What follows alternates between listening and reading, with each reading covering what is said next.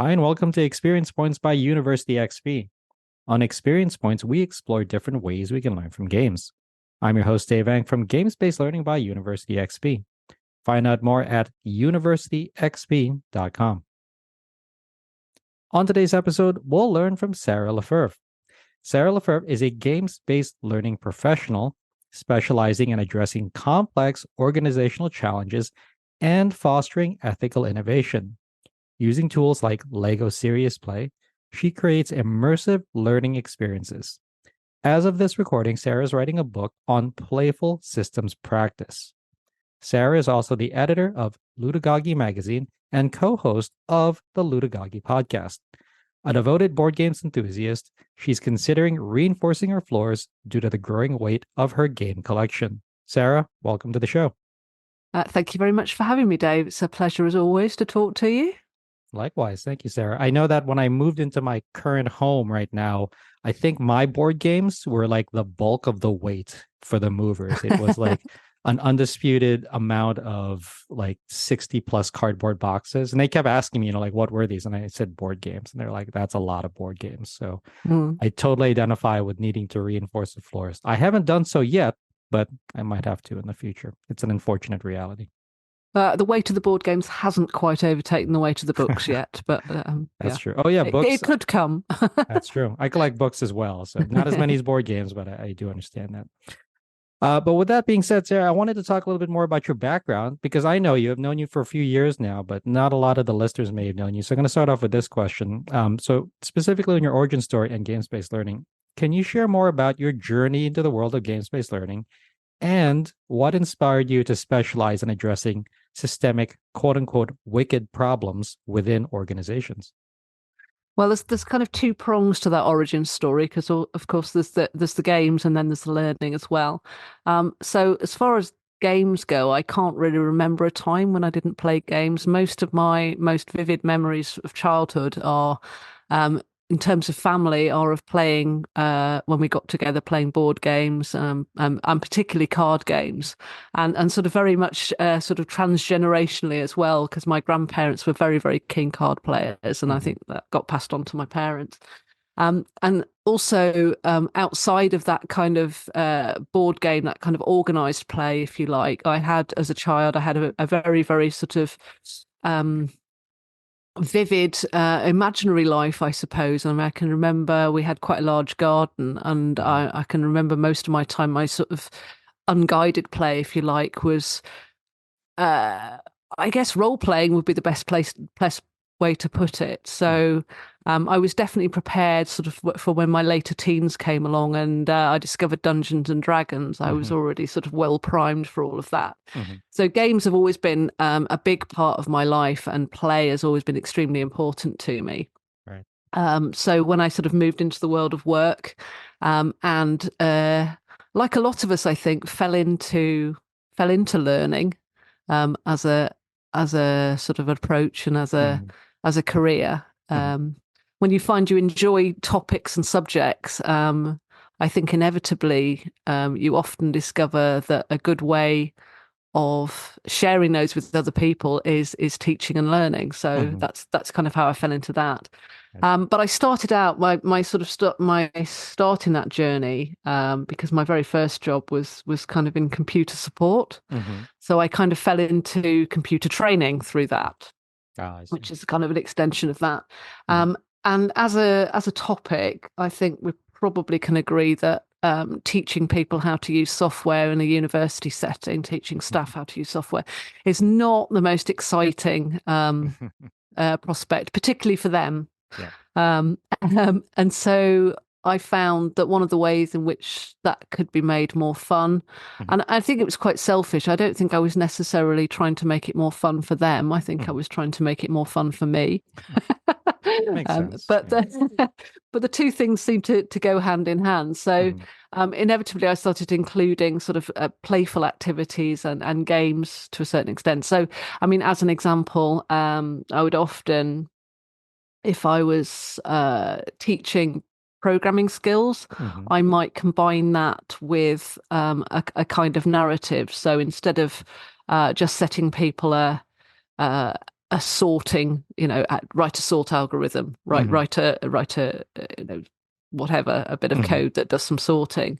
I might link that to a Sherlock Holmes mystery or something I like see. that. Hmm. So there's a bit of narrative behind it. Hmm.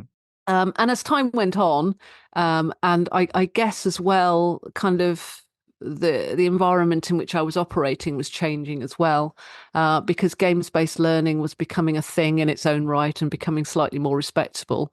I don't know if it's ever actually become entirely respectable, but certainly it was becoming more accepted. Hmm. Hmm. And so inevitably over that time, I felt more enabled to make games a larger part of the learning that I was designing and facilitating for people. And so over time, the kind of chalk and talk aspects, what most people would consider to be traditional learning Hmm. techniques, sort of fell away until I'm at where I'm at now, which is where the games are the learning and the play is the learning. I see. And the what would be considered sort of teaching and learning techniques that I learned when I did my teacher training, Hmm. sort of are subsidiary to that rather than the other way round. Hmm. Um, and to answer the second part of your question, over time, because I was in sort of computer-based learning and so on, I was working a lot within organizations. I was often doing a lot of software rollout, Hmm. floor walking kinds of things. And through that, so that kind of gradually morphed into doing more and more people-based teaching and learning, Hmm. soft skills, and eventually things like leadership and strategy and so on and so forth. Um, and that's where I kind of segued into tackling these big systemic problems because Hmm. it seemed that it was kind of a meta problem for me, I guess, because it seemed to me that there were issues within the actual process of teaching and learning itself, Hmm. that the systems we were operating in weren't working awfully well, and this kind of came to a head. I think when I was working a few years ago now, Hmm. I was working in the environmental space Hmm. and looking a lot at, well, the big existential problems that we're facing, things like climate change, Hmm. ecosystem degradation, and so on. And it just struck me that games being systems themselves Hmm. were eminently suitable for helping us to tackle those big problems because it enables people not only to play a game and all of those things that go along with that, making the learning fun Hmm. and allowing people to have an experience that they wouldn't otherwise have in a safe setting. Hmm. All the things that go along with sort of simulating real life as opposed to actually trying to live it.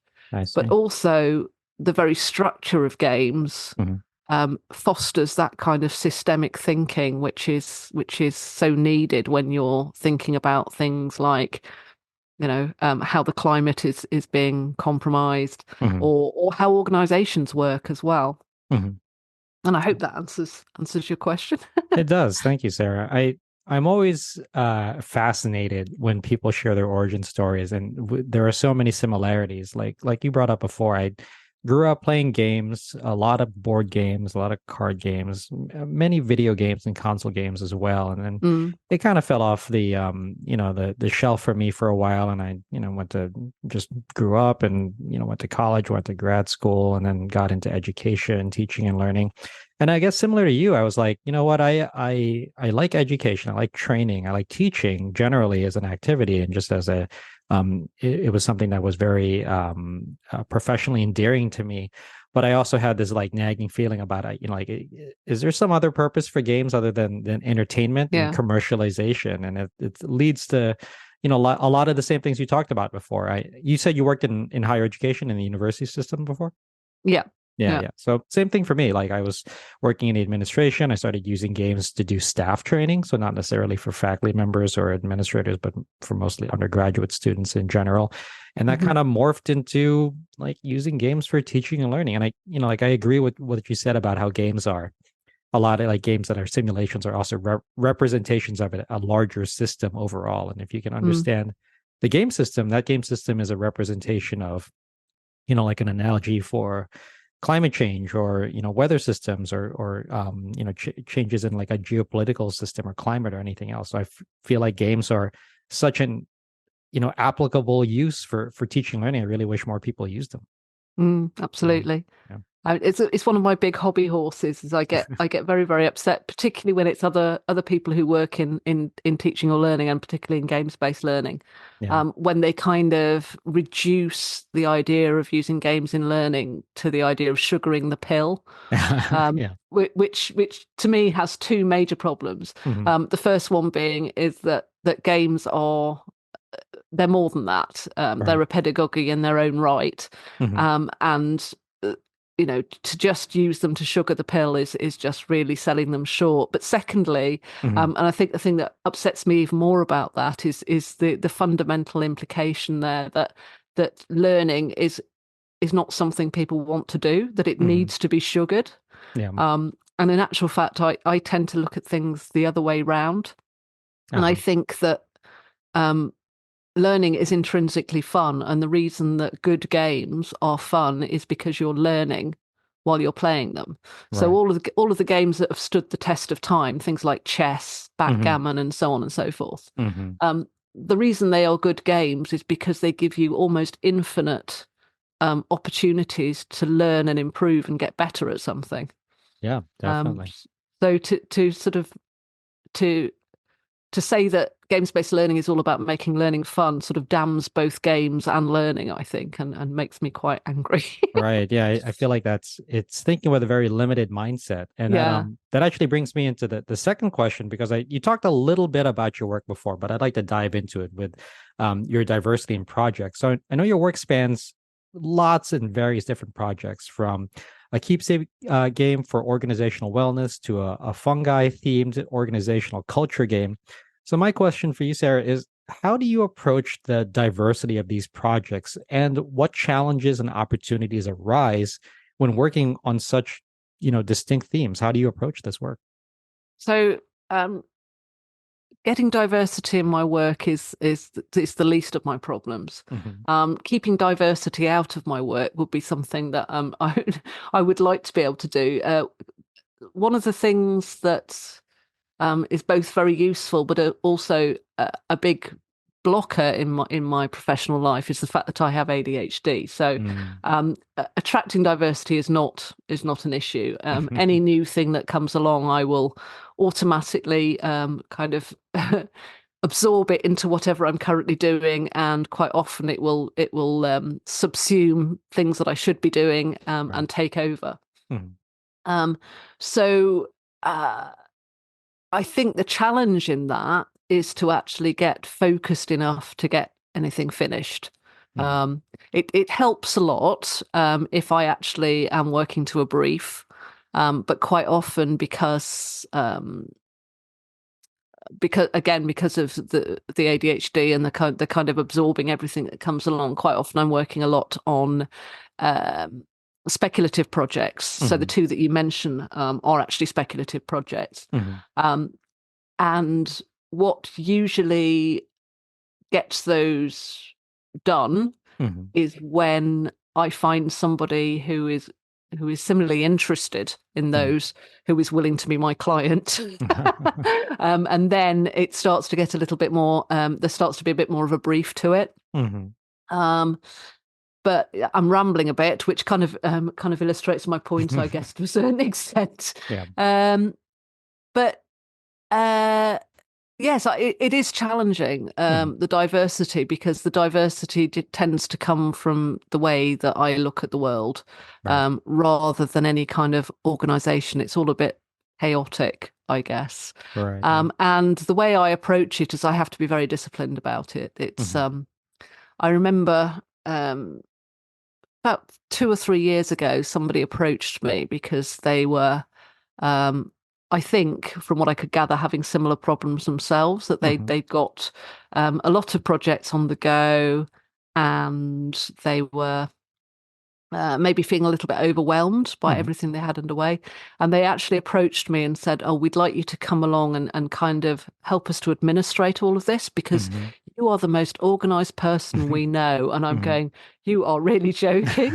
But I think it's sometimes I sometimes to some people come across like that because I have to be so disciplined and I have to have so many kind of supports and structures in place, Hmm. lists of lists, and so on and so forth.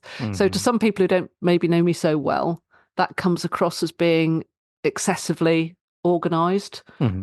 when in actual fact what it is a crutch to make sure that things actually get done and that I keep things sensibly separated from each other Right. as I'm working.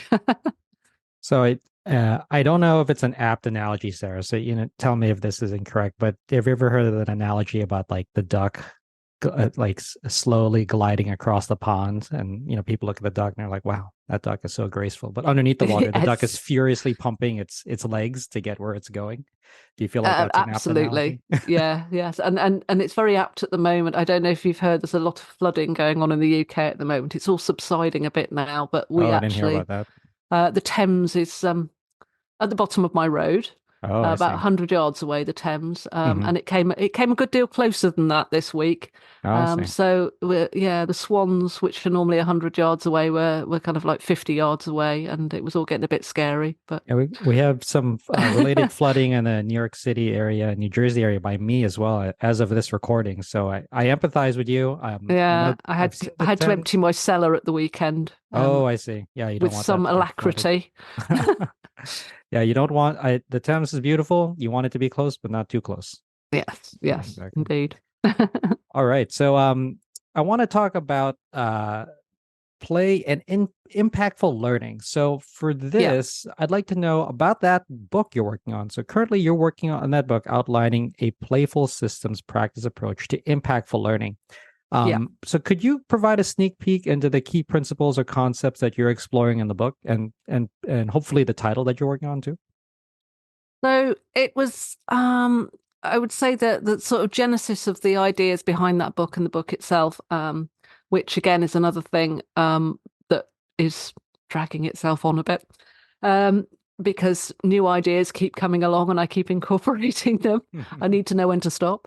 Yeah. Um, but the idea behind that, it was a kind of reaction to I talked briefly earlier about the sort of systems of learning in which we operate. Hmm. And it was kind of a reaction to some quite deep dissatisfaction with that. And going back again to the times when I was working, doing environmental learning, Hmm. um, with a corporate audience. So I was dealing with fairly big corporate, well, very big corporate organizations internationally, Hmm. and high level individuals within those organizations, on fairly uh, long long-term learning programs. So Hmm. we take them away um, for a protracted period of time, could be anything between sort of 4 days and a couple of weeks, Hmm. for fairly intense learning programs around the climate challenges and how they might integrate resilience within their organizations and how Hmm. they might assist with the sort of global drive um, to tackle these problems. Hmm. And what I used to find with these programs is that people will be deeply impacted by them Hmm. in the very short term. Yeah. So when you talk about impactful learning, we would get to the end of the program, and the impact was very deep in certain of the programs that I went on, Hmm. or sort of facilitated. You'd end up with sort of hardened corporate executives Hmm. in tears at the end of the program because of what they'd found out about the threats we're facing and Hmm. basically what we've done as a species. Hmm. Um, and at the end, like a lot of these programs, the way that we had structured the learning, we got people to create um, action plans. Hmm. Um, and in some cases, there were issues with the action plans, with some of the programs we were doing, but that was more to do with the way the learning had been designed and structured. Hmm. But if I talk about this particularly impactful program that I was talking about, people were coming out with some really, really high level.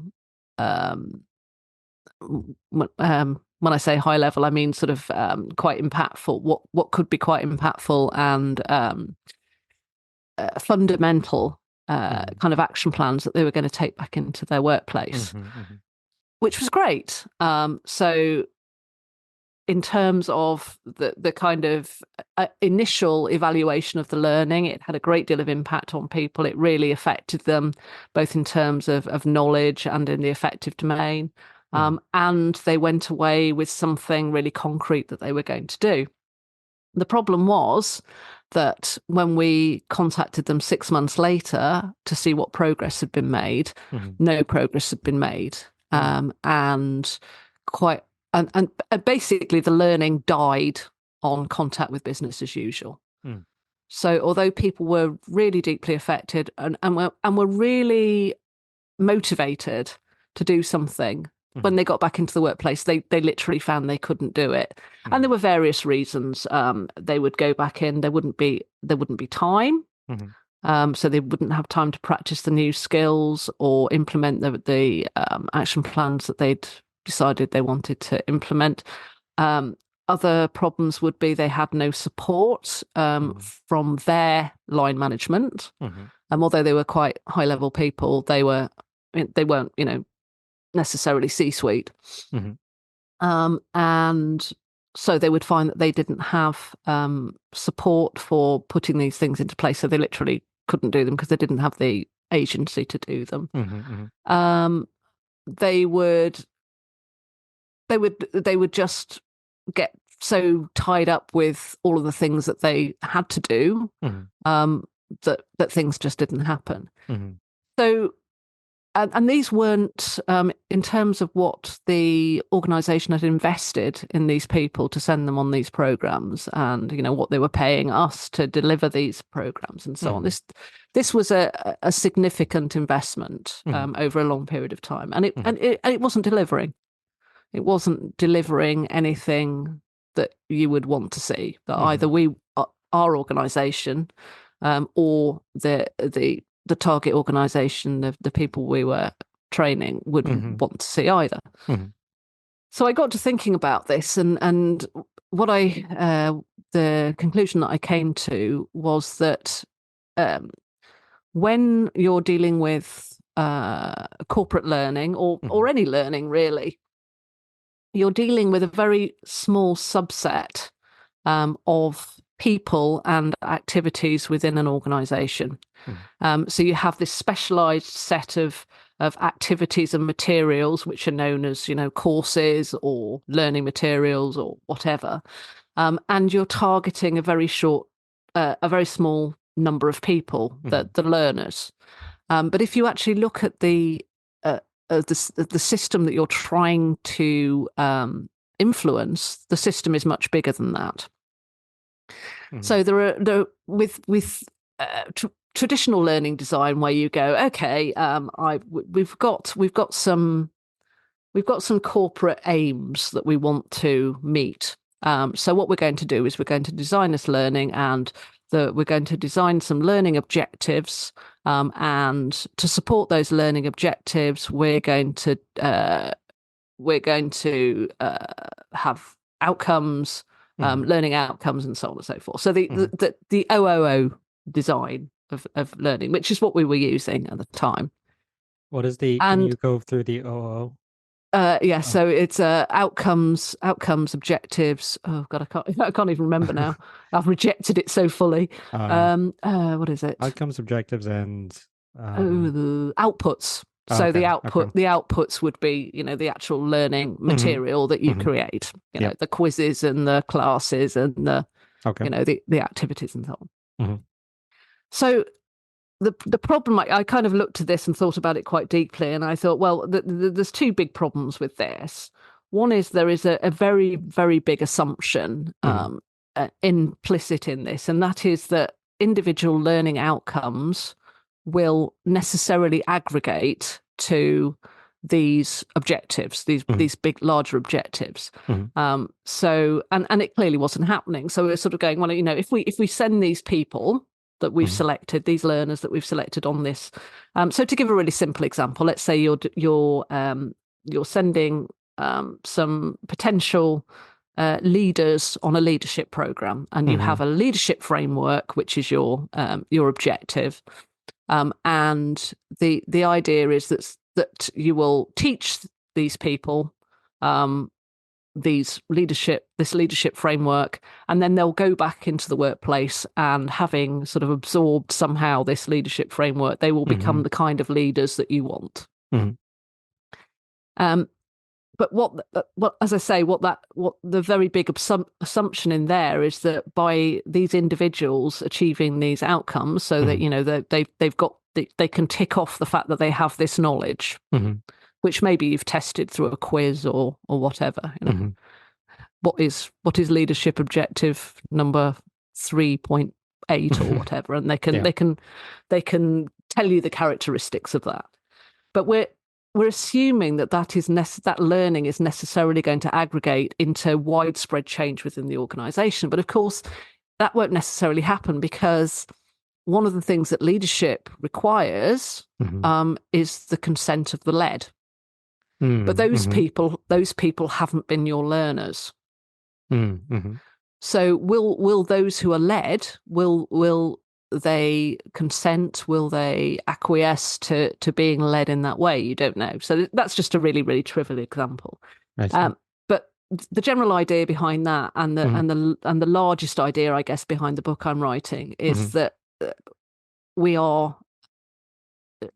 got a very so I drew a diagram in which you've got three overlapping circles. One of those is actors, so the people within your system. And when you're talking about learning, what I generally am thinking about is you've got a change domain, because learning is about change. So you've got a change domain that you want to impact, and that there are actors within that change domain. So the actors are people who can implement that change, but also people who are impacted by that change. So in the case of your leadership program, they are both the leaders and the led, but they also might be external actors. They might be,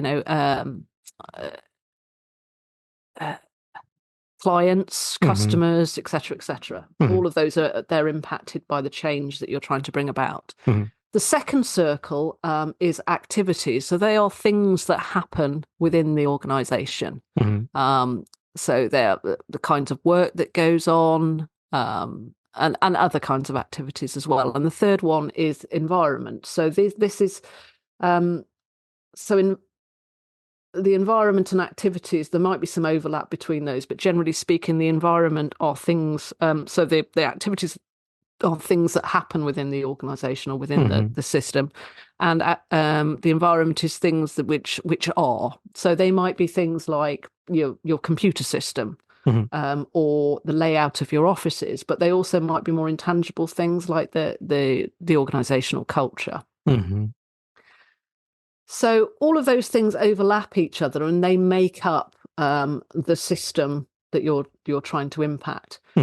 And generally speaking, the way that traditionally learning is done within organizations is that we take a very, very small subset of actors, and we create a very, very small subset of activities, and we call that learning. But actually the change goes on within all of those three circles. And you need to in order to make change happen, you need to identify the entirety of the boundaries of the system you're trying to impact. Because if you're just looking at that very small overlap between activities and actors, then you're completely ignoring in totality the environment in which it's happening. Generally speaking, learning designers don't get to look at that at all. And you're ignoring a large set of activities and actors. And also the fundamental idea of objectives and outcomes and so on is also flawed, because learning outcomes are happening all the time. Mm-hmm. So when we traditionally do learning, we kind of assume that learning doesn't happen unless we design it. Mm-hmm. But of course, it's happening all the time. Mm-hmm. Everything that everybody does within an organization, everybody they meet, every conversation they have, they will learn from that, Mm-hmm. because this is what humans are. They're learning machines. Mm-hmm. Over time, if you're doing the same activities over and over again, you'll come to learn less from them. But the idea that we only learn when something is called learning means that we completely ignore the fact that everything that's Mm-hmm. happening is teaching us something. So the way that this book approaches learning is it's really a manifesto for greatly expanding the remit of the learning professional and allowing them to be more kind of systems engineers, I suppose, Mm-hmm. rather than just dabbling around in this. Well, if we create a few quizzes and give people some stuff to read or even some games to play, that they will necessarily achieve these objectives, because those objectives may be impossible within the setting Mm-hmm. in which the change is supposed to be happening, as I've discovered I over see. time. It's quite difficult to explain without the diagrams, to be honest. But No, I kind of know what you hope mean. Yeah. that's it's yes. I guess the best way to explain it is it is a manifesto for allowing Mm-hmm. um, learning professionals to expand their scope of influence, and to acknowledge the fact that learning is not something that is designed and sort of injected, but it's something that's happening all the time. Mm-hmm. And when we want to create change or Mm-hmm. learning change within an organization, we have to evaluate quite carefully Mm-hmm. what is already happening, and how we might augment the stuff we want, or remove the learning that's happening that's maybe not what we want. A good example of that would be um, uh, sort of organizational culture. Mm-hmm. Again, if we go back to sort of like the leadership program, Mm-hmm. you go on this leadership program and you're taught that one of the values that you're supposed to espouse to be a good leader within the organization Mm-hmm. is that you're supposed to be innovative and grab hold of opportunities as they come along. But if Mm-hmm. you're operating within a company culture where the unwritten rules tell you that you can't make mistakes, otherwise your job role is at risk, Mm-hmm. then nobody's going to innovate. Right. And that's quite a sort of common thing, that company culture, Mm-hmm. um, unwritten company culture is very much in it goes against, it's in conflict with what the stated aims of an organization are, or the stated values of an organization are. Right. Well, thank you, Sarah. I appreciate the really broad overview on the book. I really didn't know much about it, other than the short description you had shared beforehand. But as someone that works with different companies and organizations and universities on teaching and Yeah. learning, I feel that it would be very useful. I know that other learning designers and instructional designers and educators and instructors kind of get stuck in a rut sometimes with how Mm. like a structure or hierarchy is presented. So I'm excited to see this book in print and everything else. But unfortunately, this is our time. I wanted Yeah. to go through our guest outro. So Sarah, again, thanks for joining us today. So where can people go to find out more about you and eventually find out for when your book is launched? So I guess the first port of call would be Ludagogy itself. So that's ludagogy.co.uk. So it's a bit of a neologism. So it's Ludo as in play, I play, Ludo. And then Gogy on the end, from pedagogy, andragogy, and so on, or Gogy, as you pronounce it, the other side of the pond. Okay. .co.uk, and obviously on there you can find articles about games-based learning and gamification. There's links to the podcast episodes there. Other things that go on with regard to Ludagogy, we have a monthly game club. The idea behind that, and anybody welcome. The idea behind that is we look at a different commercially available game each month and think about its structure, its the experience that people have playing it, its mechanisms and so on, and how that might inform our practice for designing games or designing learning. Also, a monthly mastermind if people have games-based learning or games design problems they want to bring to a group who will help them out. Live play sessions and so on. I guess for contacting me, the best place to look is LinkedIn. So that's just linkedin.com/in/Sarah Le-Fevre, all one word. And I guess to sort of bring that all together, probably the easiest place if you want to find out about everything that's going on, which again, due to my ADHD is quite a lot, Linktree. So it's just Linktree/Ludagogy, and links to lots of stuff there. All right. Thank you, Sarah. I'll be sure to include all of those links in the description or show notes. So thank you again, Sarah, for joining us. Thank you. I hope you found this episode useful. If you'd like to learn more, then a great place to start is my free course on gamification. You can sign up for it at universityxp.com/gamification. You can also get a full transcript of this episode, including links to references in the description or show notes. Thanks for joining us. Again, I'm your host, Dave Eng from Games-Based Learning by University XP. On Experience Points, we explore different ways we can learn from games. So if you like this episode, please consider commenting, sharing, and subscribing. Subscribing is absolutely free and ensures that you'll get the next episode of Experience Points delivered directly to you. I'd also love it if you took some time to rate the show. We live to lift others with learning, so if you found this episode useful, consider sharing it with someone who could also benefit. Also, make sure to visit University XP online at universityxp.com. University XP is also on Twitter, also known as X, at university_XP, and on Facebook and LinkedIn as University XP. Also, feel free to email me anytime. My email address is dave@universityxp.com. Game on.